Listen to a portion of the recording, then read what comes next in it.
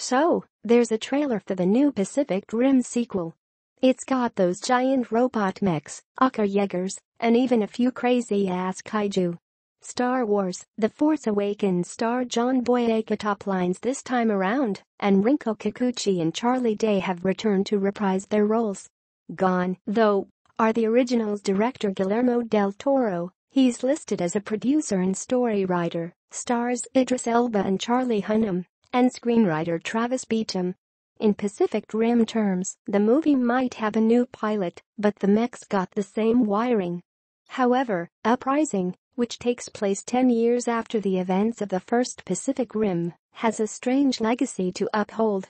The original film found a mixed critical reception. Its 71% Rotten Tomatoes score was too high to be a splat, too low for certified freshness. But fans, particularly those who heartily appreciate robots and big monsters, took a shine to it. Over the past 4 years, the movie has attained something close to cult status.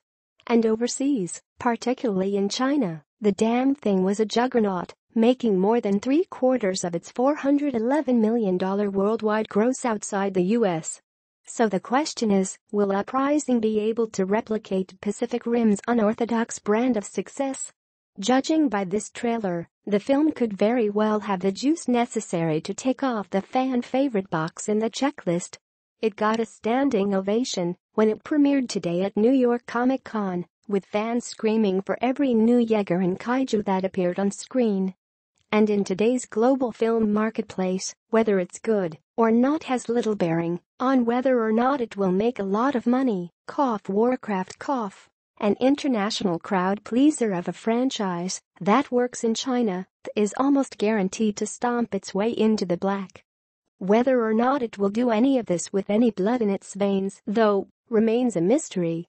Part of what made Pacific Rim so beloved and so lovingly crafted was that it was Del Toro's passion project, the kind of giant fucking robots versus giant fucking monsters movie that he'd always wanted to make.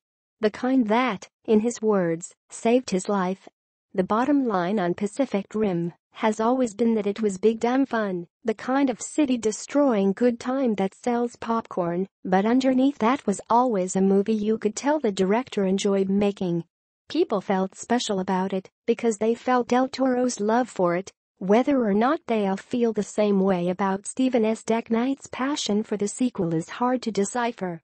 Deck Knight and his cast seem hyper-aware of this.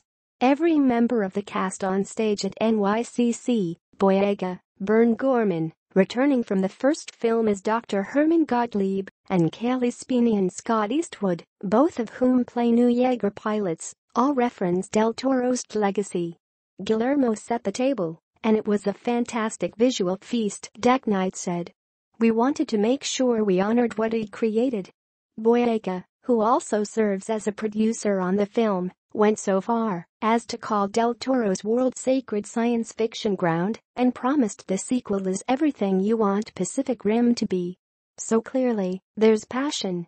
Another passion-plagued Deck Knight's film is the return of Kikuchi as Mako Mori, the Jaeger pilot and undeniable hero of Pacific Rim.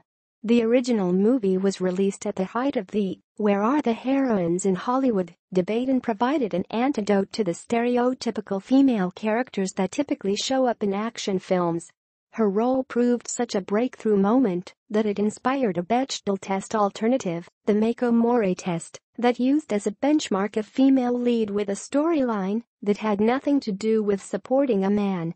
Mori has been touted in early synopses of the movie as the leader of the new generation of Jaeger pilots, but Kikuchi was noticeably absent at the NYCC panel, and her character's presence in the trailer amounted to a quick glimpse.